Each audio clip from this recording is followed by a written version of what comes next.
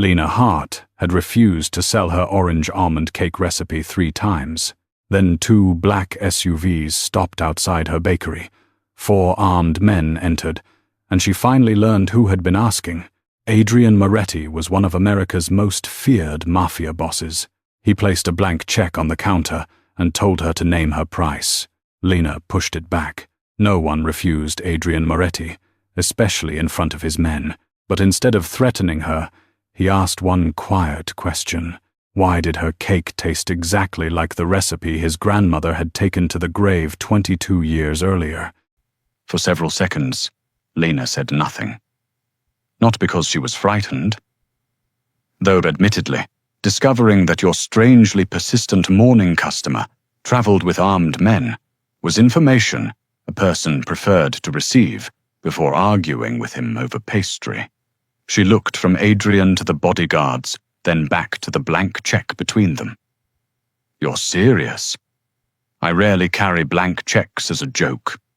That's unfortunate. It would make you much more interesting. One of the bodyguards lowered his eyes.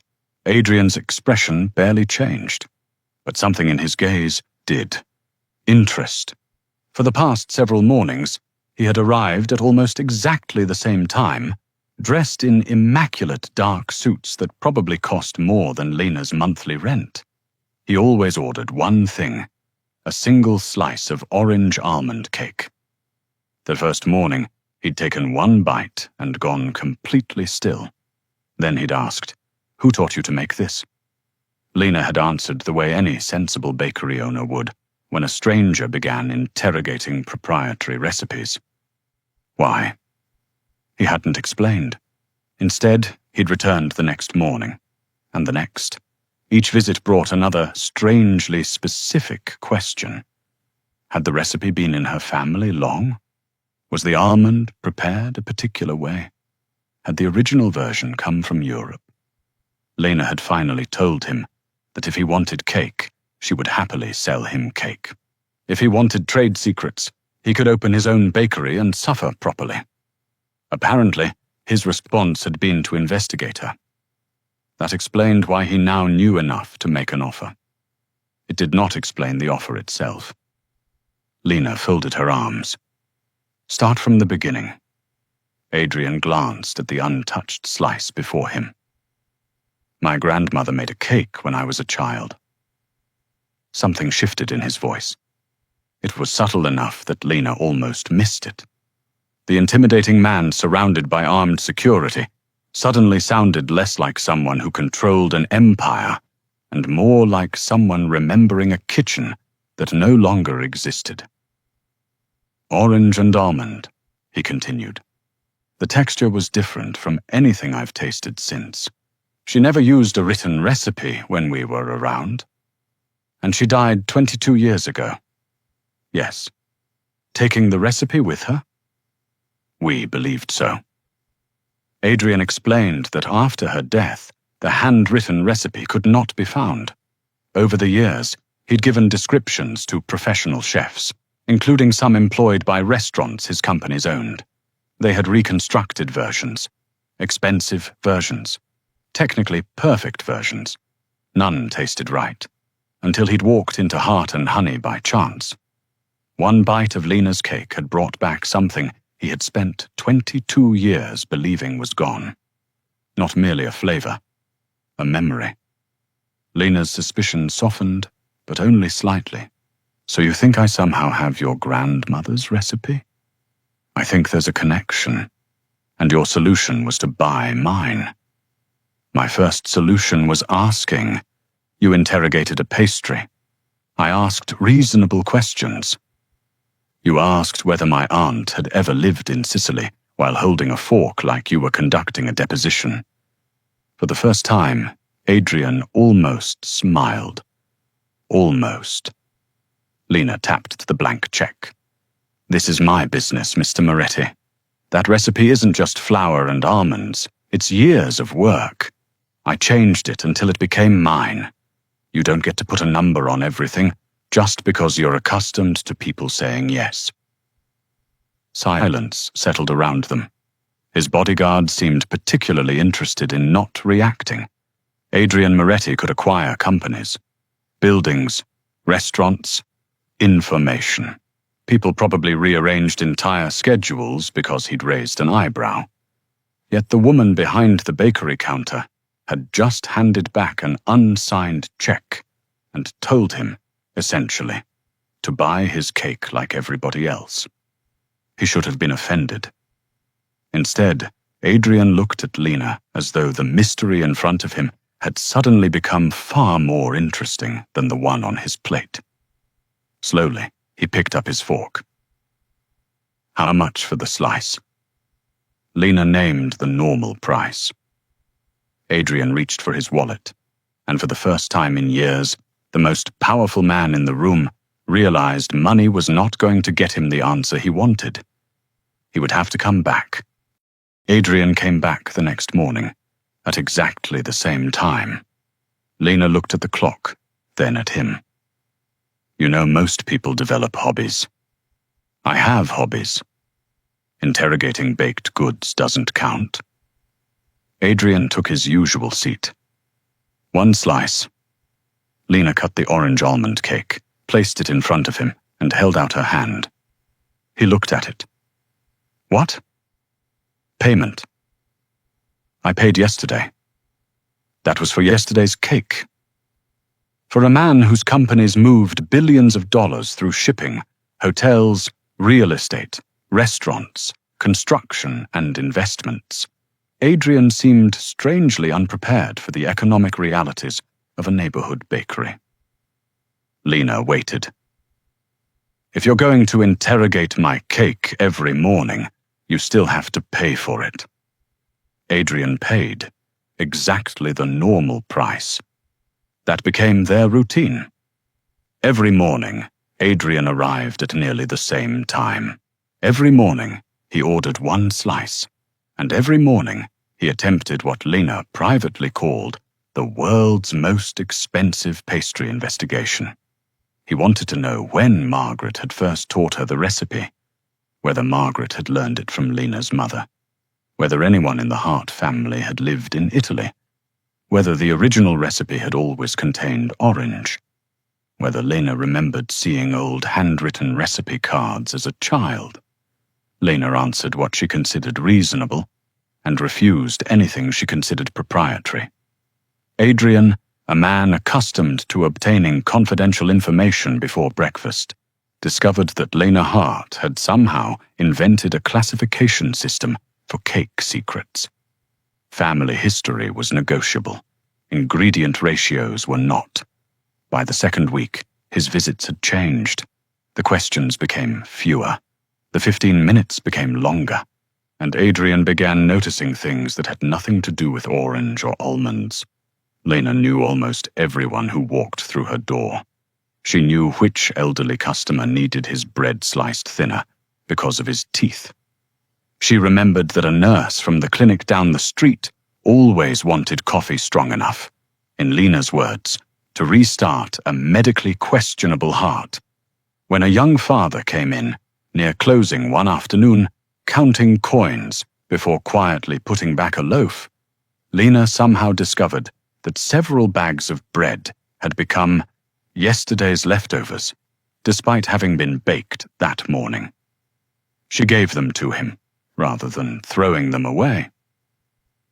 She didn't photograph it, didn't post it online, didn't tell anyone. Adrian noticed. Lena noticed things about him, too. Outside Heart and Honey, Adrian Moretti seemed to exist inside an invisible perimeter. People recognized him. Some became nervous. Others suddenly became excessively polite. His phone rarely stopped receiving messages. Men in expensive suits waited outside for decisions that could apparently affect companies, properties, and sums of money Lena preferred not to imagine. But inside the bakery, something peculiar happened. Adrian became quiet. He put his phone face down. He ate his cake slowly. Sometimes Lena caught him simply watching ordinary life happen around him. A mother dividing a cookie between two children. An old couple arguing affectionately over whether they needed another pastry. Someone complaining about parking. Someone laughing too loudly. Nobody asked Adrian for permission. Nobody needed anything from him. For 15 minutes, the feared mafia boss, who could make powerful people rearrange their lives, was simply customer number 12. Lena made sure of it. One morning, Adrian entered to find 3 people waiting ahead of him. He approached the counter. Lena pointed toward the end of the line. Adrian stopped. One of his bodyguards stopped behind him. The entire bakery seemed to hold its breath. Adrian looked at Lena. Lena looked back. "There are 3 people ahead of you." "I can see that." "Good. I was worried billionaires lost depth perception." A woman in line made a choking sound that might have been a suppressed laugh. Adrian calmly stepped to the back. By the time he reached the counter, Lena already had his slice ready. "You enjoyed that?" "Immensely." He paid. Normal price. No special treatment, no private table, no exceptions. And strangely, Adrian seemed to prefer it that way. What Lena didn't understand was why he kept finding reasons to stay after his questions had been answered. He began asking about the bakery itself. How long had she owned it? Why this neighborhood? Why had she chosen to leave commercial kitchens? Those questions were different. They weren't about the recipe. And, increasingly, neither were hers. She wanted to know why a man with luxury restaurants under his control ate the same modest slice of cake every morning. Why he sometimes looked amused when she challenged him. Why he seemed more relaxed in her tiny bakery than someone that powerful had any logical reason to be. The mystery had begun with a cake, but somewhere between the questions, the arguments, and the exact change Adrian now placed on her counter every morning, Lena began to suspect they were no longer investigating only a recipe. Neither of them was ready to say what else they might be looking for. The answer arrived on a Thursday afternoon, and after all of Adrian's questions, resources, and quiet determination, it came from Margaret Hart, squinting at a name Lena had written on the back of a receipt. Teresa Moretti. Margaret stared at it. "Then," she said, "I knew a Teresa Moretti." Lena froze. Adrian, seated at his usual table, slowly put down his fork. Margaret looked between them. "Why are you both staring at me?" "Because," Lena said carefully, "that was his grandmother." Margaret turned toward Adrian. For several seconds, her expression changed as memory rearranged itself. Then she laughed softly in disbelief. "Oh my God!" The explanation, when it finally came, was almost absurdly simple. Decades earlier, before Lena was born, Margaret had worked for a time in a community kitchen. The women there came from different neighborhoods, different countries, and different generations. They cooked for community events, church gatherings, struggling families, and anyone else who needed feeding. Recipes traveled constantly, not formally, not as property transfers or carefully documented exchanges. Someone tasted something. Someone asked how it was made. Someone scribbled ingredients on paper. Someone changed what they couldn't afford. Someone substituted what they had. Teresa Moretti had been one of those women. Margaret remembered her as warm, stubborn, and incapable of accepting the possibility that anyone within 50 feet of her might not have eaten enough. "She made an orange cake," Margaret said. Adrian didn't move. "With almonds?" Margaret nodded. "She gave me part of the recipe." Silence. Lena leaned against the counter. "Part? Not measurements. Teresa didn't measure anything properly. She wrote down ingredients and a few notes." Margaret explained that she'd adapted the cake years later for her catering business. Ingredients changed. Proportions shifted. The original handwritten fragment disappeared into a box with dozens of old recipes. Then Margaret taught the foundation to Lena. Lena changed it again. She adjusted the almond texture, altered the citrus balance, reduced the sweetness, and rebuilt the method through years of instinct and repetition until it became the orange almond cake sold at Heart and Honey. Adrian listened without interrupting. 22 years of mystery ended in less than 20 minutes. There had been no theft, no hidden family connection, no secret worth uncovering. Just two women sharing food in a community kitchen decades ago. Lena studied Adrian. "That's it?" Margaret shrugged. "Sometimes that's it." Adrian asked if she still had the handwritten fragment. Margaret thought she might. 2 days later, she found it inside an old recipe box. The paper was faded and stained at one corner. There were only a few ingredients, several incomplete instructions, and a handwritten note about orange zest. Adrian recognized the handwriting immediately. His grandmother's. For the first time since Lena had met him, he said nothing for a long while. He simply held the paper. The change in him was so quiet that Lena almost felt intrusive watching it. This wasn't Adrian Moretti, the mafia boss. Not the billionaire. Not the man who arrived with bodyguards and could probably locate confidential information faster than most people could find their car keys. This was a grandson holding something written by a woman he had loved and lost. Lena turned away and gave him the dignity of privacy. The mystery was solved, which meant, Lena assumed, the strange chapter of her life involving America's most intimidating cake customer had reached its natural conclusion. Adrian thanked Margaret. He thanked Lena. He took a copy of the fragment, leaving the original with Margaret. Then he left. The following morning, Lena prepared for work without expecting him. At his usual time, she glanced at the clock anyway. She immediately became annoyed with herself. There was no reason for him to come. He had his answer. The recipe connection had been identified. Mystery solved. Case closed. At precisely his usual time, the door opened. Adrian walked in. Lena stared at him. He approached the counter as though nothing about this was unusual. "Good morning." Lena folded her arms. "What are you doing here?" "I came for cake. You have the recipe connection." "Yes." "You found the missing handwriting." "Yes." "You solved the mystery you've been bothering me about for weeks." "Correct." Lena narrowed her eyes. "What are you investigating now?" For once, Adrian didn't answer immediately. His gaze moved to the orange almond cake behind the glass, then back to Lena. Something had changed in the way he looked at her. Perhaps it had changed days ago. Perhaps she was only now beginning to notice. "I'm still deciding." Lena stared at him. Adrian calmly took out his wallet. "1 slice." She cut it. He paid the normal price. Then he took his usual seat. The mystery was over. Adrian Moretti had found what he'd been searching for. And yet, the next morning, he came back again. Then the morning after that, which left Lena with a far more dangerous question than how her cake had once belonged, in part, to his grandmother. If Adrian no longer needed anything from her, why did he keep coming back?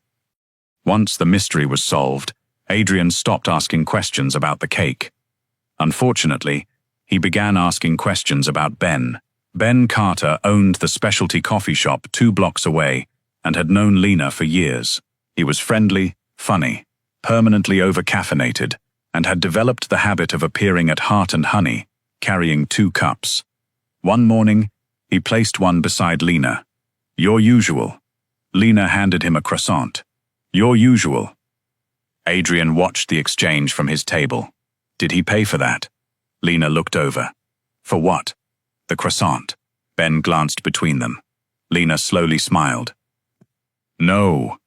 Adrian's expression remained perfectly neutral. Why? Because he gives me free coffee.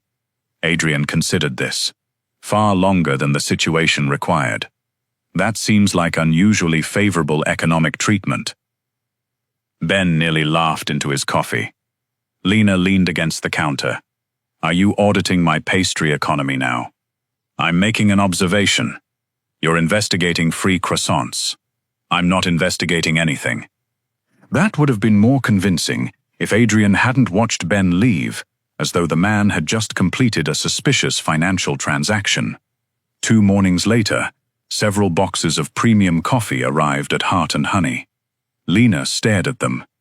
The beans came from a specialty supplier she recognized immediately. They were excellent. They were also expensive enough that she checked the invoice twice before discovering there wasn't one. She called Adrian.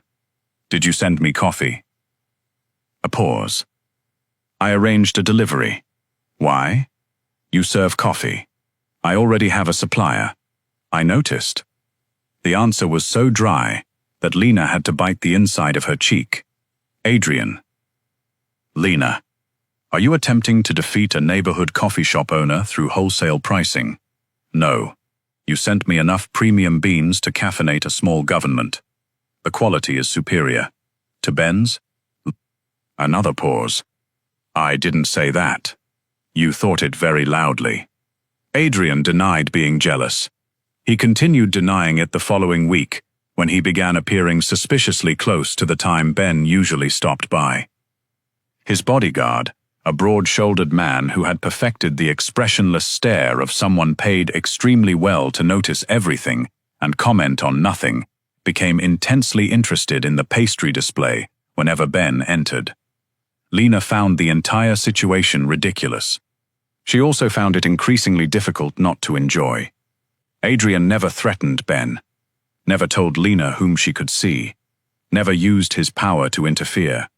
He simply became irrationally attentive whenever Ben existed within approximately 20 feet of her.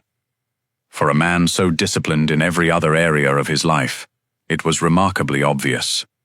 Except, apparently, to Adrian. But something else was changing beneath the humor. His questions had become personal in a way they hadn't been before. Not intrusive. Curious. One quiet morning, Adrian asked Lena what she would do with Heart and Honey if money were irrelevant. She immediately became suspicious. "If this ends with another blank check, I'm charging you double for the cake." "It doesn't." She studied him before answering. Lena told him she didn't dream of hundreds of locations. She didn't want her name stamped onto frozen pastries manufactured somewhere she'd never visit. She wanted Heart and Honey to grow, but carefully. A larger kitchen someday. Better equipment. Enough stability that one terrible month wouldn't make her calculate how many weeks she could survive. Maybe classes. Maybe a second location eventually, if it still felt like hers. Adrian listened. That was all. He didn't tell her which building he could buy. Didn't calculate expansion costs. Didn't offer investors. Didn't transform her dream into a business proposal. For perhaps the first time in Lena's life, someone with enough money to change everything listened without assuming that meant he had permission to change anything. "You don't want an empire," Adrian said. "I already have one." He looked around the small bakery. Lena lifted her chin.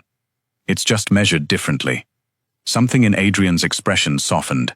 "I see that." Those 3 words affected her more than they should have, because Lena had spent years meeting people who saw Heart and Honey and noticed what it lacked. Adrian Moretti controlled more wealth and power than she could comprehend. Yet somehow, he had begun seeing what she had built, not what it could become under someone else's ownership.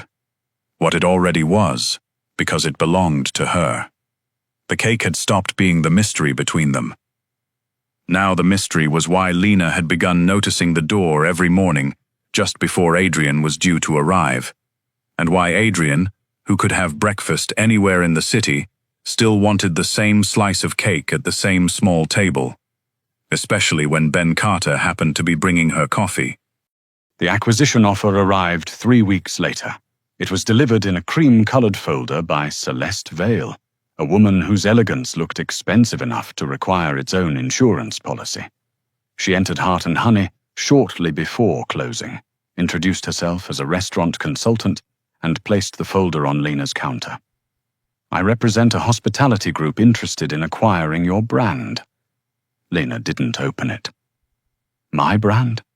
Heart and Honey. The name, selected recipes, production rights, and intellectual property. Celeste smiled pleasantly. The offer is extremely generous. That phrase immediately made Lena dislike her. She opened the folder. The number inside was large enough to make her read it twice. It could erase every financial worry she had.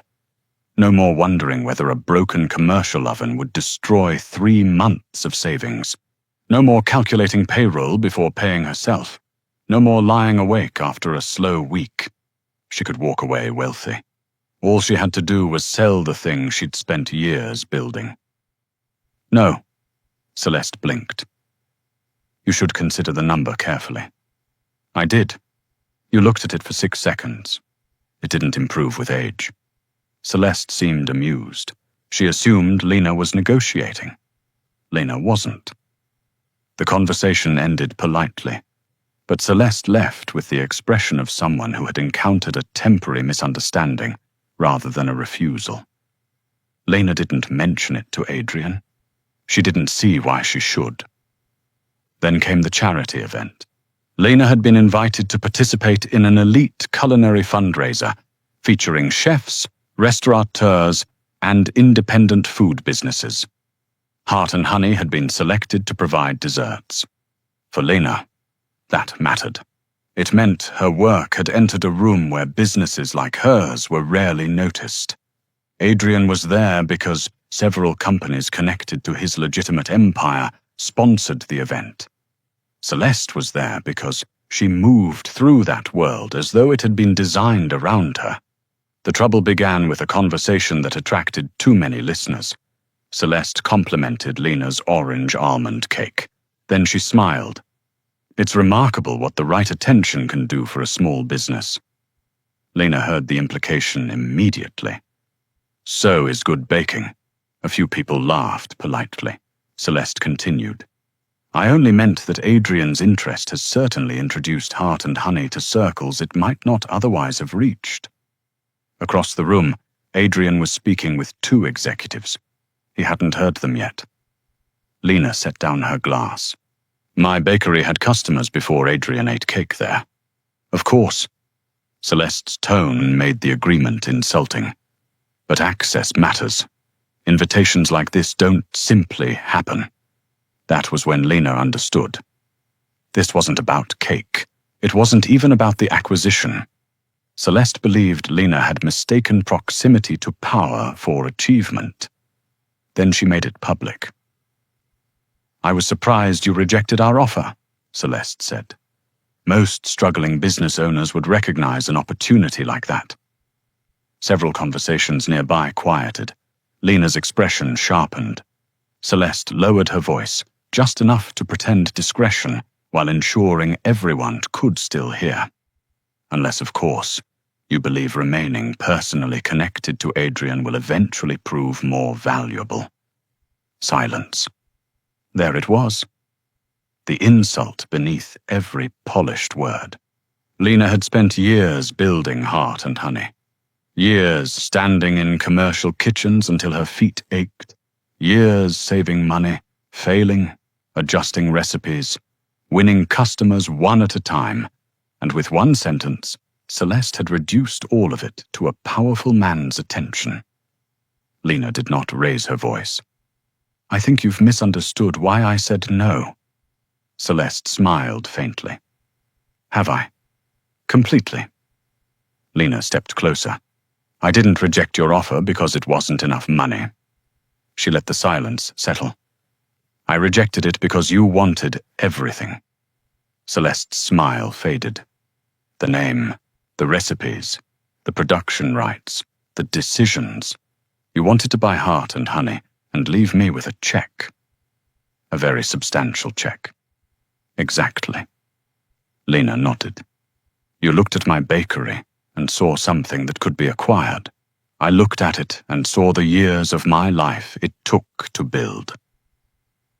By then, Adrian had noticed the silence. He approached. Lena saw him but didn't stop. I don't need to be grateful because wealthy people discovered something I made has value. It had value before you noticed it. Celeste's gaze flicked toward Adrian. Perhaps this conversation would be different if Lena understood how these opportunities arise. Lena turned to Adrian. Not for rescue, for an answer. Did you know? Adrian's expression changed. Know what? The acquisition offer. What acquisition offer? That was enough. Lena believed him immediately. Celeste began. Adrian, the hospitality group simply identified. Did you authorize someone to approach her? His voice wasn't loud. It didn't need to be. No. Celeste hesitated. It was a legitimate commercial opportunity. She said no. We believed there might be room for negotiation. Adrian looked at her. Then you misunderstood the word. Nobody spoke. He could have made the moment about himself, about his authority, about his relationship with Lena. He didn't. Instead, Adrian turned toward the people who had been listening. Lena was invited tonight because her work deserved to be here. His gaze returned to Celeste. Not because she belongs to me. Lena felt something tighten unexpectedly in her chest. Not because she owes me anything, Adrian continued.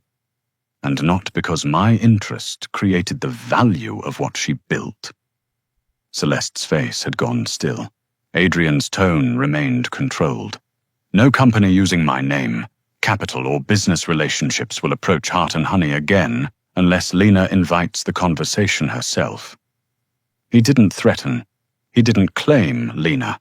He simply closed the door Celeste had assumed money gave her the right to open. Later, when the crowd had moved on, Lena found Adrian standing alone near the terrace. You really didn't know? No. I know. He looked at her. You believed me quickly. You're terrible at pretending not to be jealous of a coffee shop owner. I don't think you're capable of hiding a corporate acquisition. Adrian almost smiled. Then Lena became serious. Thank you. You didn't need me to defend you. No. I know. That answer mattered. He hadn't stepped in because he thought Lena was helpless. He had waited until she had spoken for herself. Then he had made sure everyone else understood that her independence wasn't an obstacle to be negotiated around. For the first time, Lena understood something dangerous about Adrian Moretti. His power wasn't what attracted her most. It was the fact that, when it mattered, he knew when not to use it. The problem was that Adrian had done everything right. That made Lena's decision harder. In the days after the charity event, Heart and Honey received more attention than ever. New customers arrived. A local food writer requested an interview. 2 event planners asked about catering. A restaurant group wanted to discuss a collaboration. Every opportunity should have felt like proof that years of work were finally paying off. Instead, Lena found herself wondering the same thing each time. Did they want Heart and Honey? Or did they want proximity to Adrian Moretti? Celeste's words had lodged somewhere Lena couldn't ignore. She knew they were cruel. She also knew cruelty was most effective when it found a fear that already existed. One evening, after the bakery closed, Lena sat across from Adrian at his usual table. I need some distance. Adrian became very still. He didn't ask who had influenced her, didn't offer to fix anything. He simply waited. Lena looked around the bakery. I spent years making this place mine. If it succeeds, I need to know people believe I built that success. They should. But being close to you changes the way people see things. Adrian's jaw tightened slightly. If someone disrespects you, this isn't about someone disrespecting me. She shook her head. If my business grows, people might say you caused it. If I get invited somewhere, they'll wonder whether you made a phone call. If I receive an opportunity, they'll wonder what I gave you to get it. Adrian understood immediately. That almost made it worse. Lena looked at him. I don't want to wake up one day and realize nobody can see me without seeing you standing behind me." Silence stretched between them. Then Adrian asked, "What do you need?" The answer hurt. "Space." He nodded once. All right. That was it. No argument. No persuasion. No promise that he could control what people said. He stood, left the normal price for the slice of cake he'd ordered, and walked out. The next morning, Adrian did not come. At his usual time, Lena looked at the door. Nothing. She felt relieved. For approximately 7 minutes. Then she became irritated that she'd noticed. The second morning was worse. By the fourth, she discovered how thoroughly Adrian had inserted himself into the rhythm of Heart and Honey, without either of them realizing it. There was no dark-haired man waiting patiently behind ordinary customers. No dry questions delivered with absolute seriousness. No exact change placed on the counter. No bodyguard pretending not to understand why his employer had suddenly developed strong opinions about neighborhood coffee. Ben brought Lena a cappuccino on Friday. She accepted it. Nobody questioned the economic arrangement. It was strangely disappointing. "You miss him," Ben said. "I miss peace. You've had peace all week." "Exactly. I'm adjusting." Ben wisely drank his coffee. Adrian stayed away, completely. He didn't send flowers, didn't send gifts, didn't arrange mysterious business opportunities, didn't buy the building, didn't invest through someone else, didn't manufacture excuses to see her. Lena had asked for space, so Adrian gave it to her, and in doing so, he forced her to confront something she had been avoiding. She missed him. Not Adrian Moretti's influence. Not his money. Not the bodyguards or the impossible reach of his name. She missed the man who had somehow become terrible at casual conversation whenever he tried too hard. The man who listened when she talked about recipes as though they mattered as much as corporate negotiations. The man who could command rooms full of powerful people but waited at the end of her bakery line because she told him to. She missed making him laugh when he was determined not to. She even missed his absurd campaign against Ben's coffee. What frightened Lena was how ordinary the things she missed were. Adrian came to a similar realization from the opposite direction. For 22 years, the orange almond cake had represented something lost. His grandmother, childhood, a kitchen that existed only in memory. Finding that flavor again had felt, briefly, like opening a door into the past. But the mystery had been solved. He had the handwritten fragment. He knew exactly how the recipe had traveled from Teresa Moretti to Margaret Hart, and eventually transformed through time and talent to Lena. He had found what he'd been looking for. Yet losing his mornings at Heart and Honey hurt more than the mystery ever had. Because somewhere along the way, the cake had stopped representing only the past. Lena represented something else. A future he hadn't been searching for. Adrian stayed away until enough time had passed that returning could no longer be mistaken for refusing her request. Then, one evening, just before closing, the bakery door opened. Lena looked up. Adrian stood there alone, except for the security waiting outside. Her heart betrayed her immediately. He approached the counter. "Are you still serving?" Lena looked at the clock. "Barely." "One slice." She stared at him for a moment before cutting the orange almond cake. He paid. Exact change. Of course. Adrian sat at his old table. Lena finished closing the register. Neither of them spoke until the silence became ridiculous. Finally, she walked over. "You solved the recipe mystery." "Yes." "You found your grandmother's handwriting." "Yes." "You don't need anything from my bakery." "No." Lena looked directly at him. "Then why are you still coming here?" For once, Adrian Moretti had no strategy. No carefully constructed answer. No negotiation. He looked at the woman who had refused his money, challenged his assumptions, laughed at his jealousy, protected what she had built, and demanded that he respect the boundaries of her life. So he gave her the simplest truth he had. "Because you're here." Lena said nothing. She didn't need a grand speech. The answer was enough. For the first time, Adrian wasn't asking for a recipe. He wasn't searching for something his family had lost. He wasn't trying to acquire anything. He was simply telling Lena what he wanted. Her. And this time, the choice of whether he could stay belonged entirely to her. Lena pulled out the chair across from him. Then she sat down. Months later, Adrian still ordered the same slice of orange almond cake, but he was no longer searching for his grandmother's lost recipe. That mystery had already been solved. Heart and honey remained entirely Lena's. Adrian never bought the bakery, financed it in secret, or turned it into another part of his empire. He simply respected what she had built and waited his turn like every other customer. The first time Adrian entered the bakery, he was searching for a piece of his past. Somewhere between exact change, arguments over coffee, and Lena refusing everything his money could buy, he discovered something he wanted even more, a future. The cake brought him through the door. Lena was the reason he kept coming back. Would you have trusted Adrian after discovering who he really was, or kept him as nothing more than a customer? Share your answer below, and subscribe for more unexpected mafia romance stories.